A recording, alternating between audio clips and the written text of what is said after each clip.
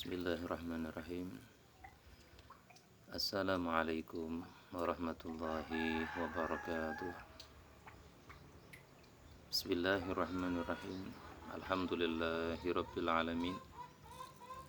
Allahumma shalli wa sallim wa barik ala sayyidina wa maulana Muhammadin wa ala alihi wa sahbihi wa man tabi'ahum bi ihsanin ila yaumiddin.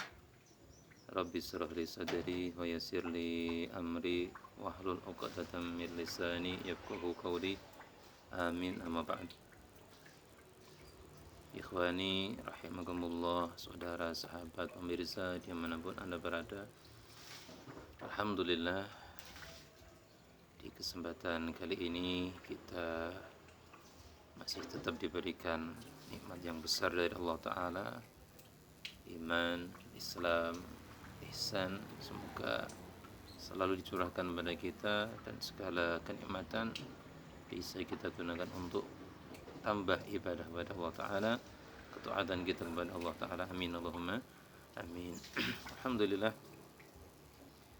pada pertemuan pertama kali dalam kajian fikih kali ini, Al-Fakir Irham Danuri akan bersama-sama panjenengan Anda semuanya kita bahas, kita kaji tentang najis, yang mana ini adalah dari fikih, dasar ilmu untuk mengetahui tata cara ibadah kepada Allah Ta'ala secara dasar dulu.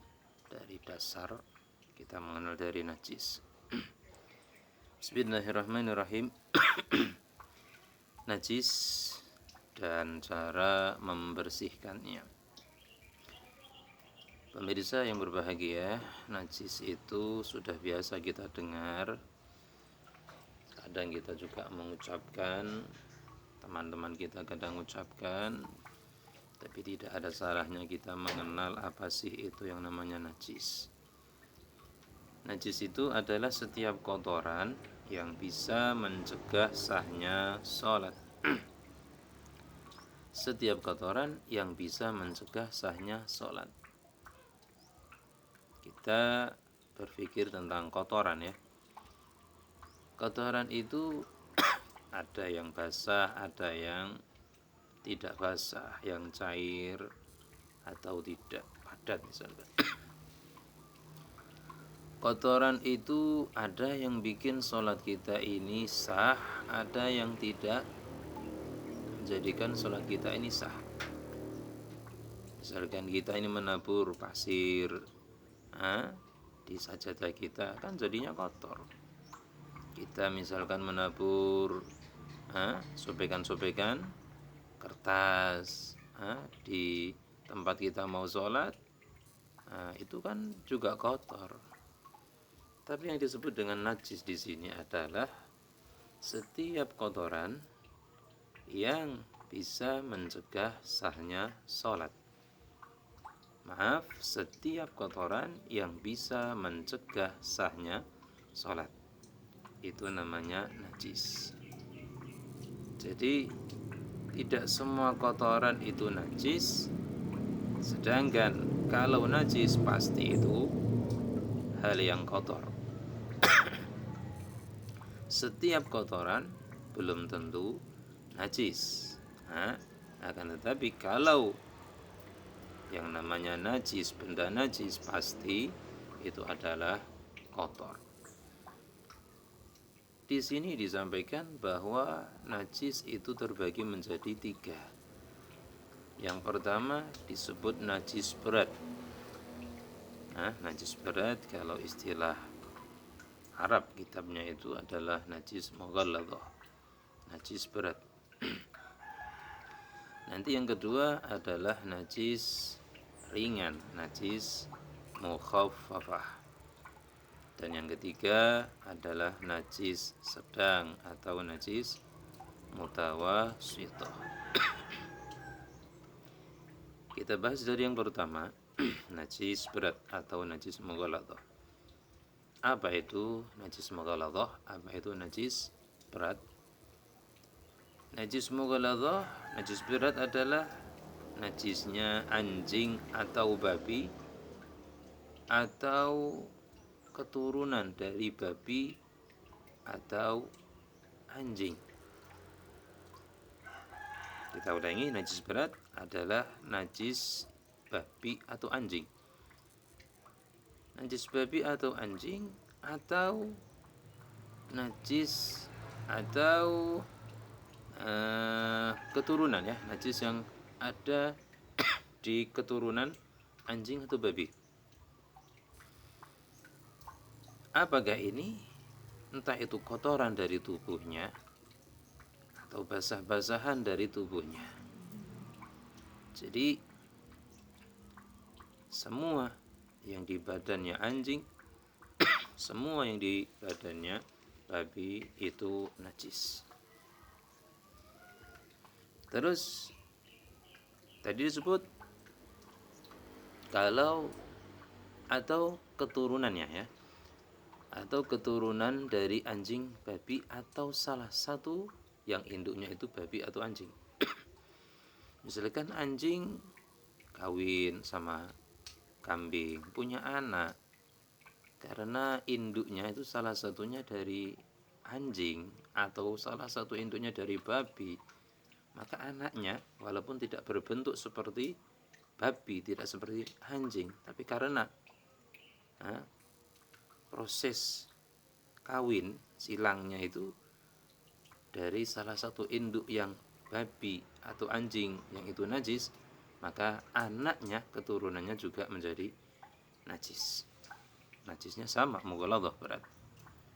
Maka nanti kotorannya, badannya, basah-basahan tubuhnya itu juga najis. Najisnya najis berat ini. Terus disebut najis berat ini, kenapa? Cara menghilangkannya ini. Sebab cara membersihkannya, mensucikannya ini agak berat. Beda dengan najis-najis yang lainnya nanti.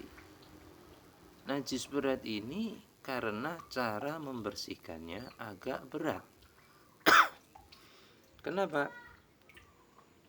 Karena itu cara membersihkannya ini pertama kali dihilangkan dulu itu wujud najisnya.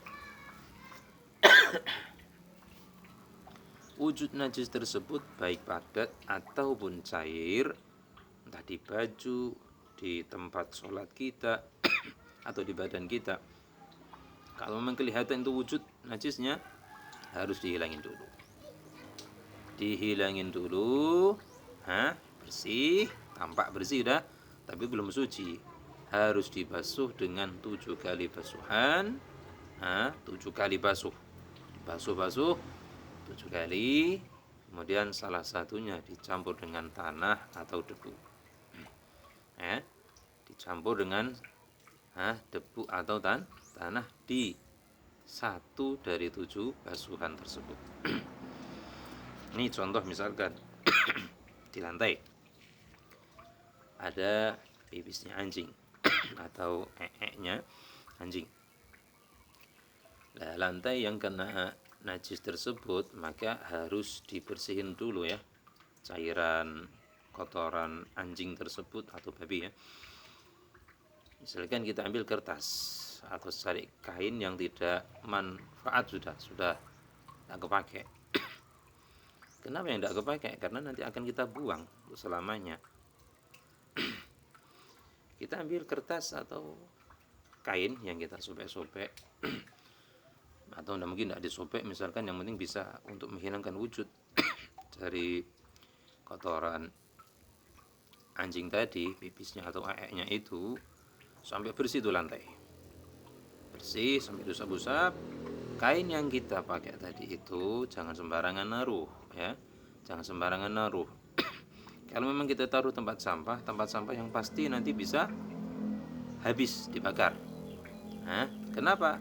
Karena kalau kita naruh sembarangan nanti akan bisa diinjak ayam, kemudian ayam itu kakinya bekas dari kotoran anjing, naik di jendela rumah, naik di lantai dan sebagainya. Wah, akhirnya najis semuanya itu. Atau mungkin kena angin ya, kertas yang kita habis buat ngambilin wujud najis tersebut tuh, kertasnya tersebut ternyata kena angin ya, tertiup angin berterbangan, akhirnya masuk ke rumah, ke lantai dan sebagainya, akhirnya najis semuanya. Nah, payah itu. Maka itu diwadahin atau taruh di tempat yang sekiranya aman untuk dibakar, atau pokoknya sudah dimusnahkan itu kertas atau kain tersebut. Setelah itu tadi lantai yang telah dikeruk tadi, diusapin dengan kertas ataupun dengan kain tersebut atau dengan tisu dan sebagainya, itu nanti kita siapkan. Misalkan kita ambil ember ya, kita ambil ember yang mana kita juga ambil dengan cibuk, cibuk atau apa itu namanya, gayung, atau satu wadah untuk nyiramin, yang mana kita juga siapkan debu atau tanah. Nah, itu dicampur dalam satu gayung tadi. Misalkan ya, najisnya tidak seberapa, sedikit, maka kita kalau bisa di awal basuhan, dari 7 basuhan tersebut, gayung pertama kita isi air, kemudian campur dengan kita aduk dengan tanah ataupun debu tadi sama rata seperti air yang keruh, seperti air banjir itu. Kemudian kita siramkan di atas lantai yang tadi kena najis. Setelah siraman itu baru pertama. Dan pastikan kalau perlu digosok. Kemudian nanti dibasuh terus sisa 6 gayung ya. Sisa 6 gayung nanti buat nyiramin terus. Itu ketika udah bersih, dah 6, itu tambah 1 yang pertama tadi yang dicampur dengan tanah, itu jadinya 7. Itu terhukumi suci sudah ya. Sudah suci ya, bersih dan suci. Itu untuk cara menghilangkan najis mughaladhah. Untuk pertemuan ini sekiranya sudah kita pahami, maka alhamdulillah.